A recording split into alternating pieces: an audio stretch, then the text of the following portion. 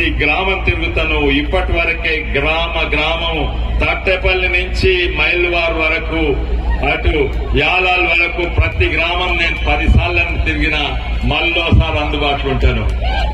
ఇంకా ఇప్పుడు మనం వచ్చింది టైగర్ రాజాసింగ్ వారు మాట్లాడక ముందు ఒకటి నేను రెండోసారి గెలుస్తా, మళ్ళా గెలిచినప్పుడు మన ప్రాంతము దేశం బాగుపడతాయి, 2 ప్రాంతాలు బాగుపడతాయి. 2వ నంబర్ మీద వేయాలి. 2 లక్షల ఓటుతోటి తప్పనిసరి గెలుస్తాము. కమలంపు గుర్తుకే మా రాహుల్ బాబా కోటేమని అడుగుతుందా? అది అడిగితే ఉన్న ఓట్లు పోతాయి, డిపాజిట్ పోతాయి. మేము 5 గ్యారెంటీలు, 6 గాడిద గుడ్లు, 5 గాడిద గుడ్లు, 20 గాడిద గుడ్లు ఇచ్చినా కూడా వాళ్లకు ఓటెవడేయడు. అందుకే విపక్షం మీద బురద చల్లుడు.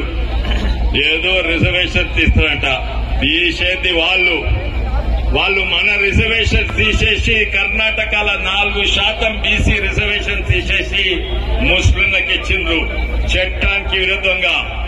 మనం ఏ రిజర్వేషన్ తీసే కానీ ముస్లిం రిజర్వేషన్ అయితే తప్పక తీస్తాము. అది ఎవరికి లాభం అయితే లేదు, వాళ్ళకు కూడా లాభం అయితే లేదు. ప్రతి ఒక్కరు భారతీయులను ఆదుకునేది మేము, వాడుకునేది. ఉత్తరప్రదేశ్ లో మన ముస్లిం సోదరులను కూడా ఆదుకునేది మన యోగి ఆదిత్యనాథ్ ఆదుకుంటున్నారు.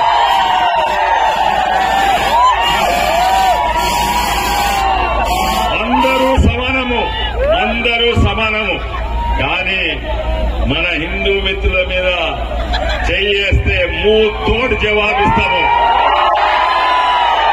ఆ రోజు ఇండియా మీద దాడి చేస్తుంటే సర్జికల్ స్ట్రైక్ చేస్తే అది 26 ఫిబ్రవరి 27 ఫిబ్రవరి అభినందన్ వర్తమాన్ ఫ్లైట్ లో వెళ్తుంటే పాకిస్తాన్ వాళ్ళు షూట్ చేస్తే కింద పడ్డాడు. వాళ్ళందరూ అట్టుకున్నారు. వాళ్ళందరూ పాకిస్తాన్ వేరే జగ సీట్లు పెరగొచ్చు, మీ అందరూ ఆశీర్వాదం వల్ల అన్న పార్లమెంట్ కి వెళ్ళొచ్చు. కానీ ప్రధానమంత్రి మోదీ మళ్ళీ ఒకసారి అవుతాడు, దానికి కానీ ఒక మాట యాదపెట్టుకోండి, ఎవరు ఇవాళ కుట్రలు చేస్తున్నారో అందరు నోటు మేము చేస్తున్నాం. ఎవరు ఏం చెప్తున్నారో వాళ్ళ గురించి డాటా మేము తీసుకుంటున్నాము. ఎలక్షన్ తర్వాత బిడ్డల్లారా మీకు ఎక్కడ పంపించాలి మేము అక్కడ పంపిస్తాం. ఆ మాట మీరు యాద పెట్టుకోండి. అరే ఇవాళ మన భారతదేశం ముందుకెళ్ళడానికి మోదీ గారు ఎంత కష్టపడుతున్నారు. అరే ఆ ఏజ్ అయిన తర్వాత కూడా ఆయన 4 గంటలే పనుకుంటాడు. ఆయన ఫ్యామిలీ లేదు. ఆయన ఫ్యామిలీ ఎవరంటే నా ప్రజలే నాకు ఫ్యామిలీ అన్నాడు. ఒక్కసారి కూడా మీరు ఆలోచన చేయండి. 10 సంవత్సరాలైంది ప్రధానమంత్రి మోదీ గారు అయిన తర్వాత, బీజేపీ గవర్నమెంట్ వచ్చిన తర్వాత ఒక్క స్కామ్ అయినా మీరు విన్నారా? కానీ అదే కాంగ్రెస్ సమయంలో రోజుకి ఒక్క స్కామ్ బయటికి వచ్చేది. రోజుకి అరే ఇదే సోనియా గాంధీ, ఇదే రాహుల్ గాంధీ పైన కూడా కేసులు బుక్ అయినాయి. 70,000 crore రూపీస్ స్కామ్ చేసిన వీళ్ళిద్దరే పేలిపైన ఉన్నారు. ఎలక్షన్ తర్వాత జైలు కూడా వెళ్తారు వీళ్ళు. కానీ తమ్ముళ్ళారా నేను ఒక్క మీకు రిక్వెస్ట్ చేస్తున్నా. సమయం మన దగ్గర చాలా తక్కువ ఉంది. ఒక్కొక్క నియోజకవర్గంలో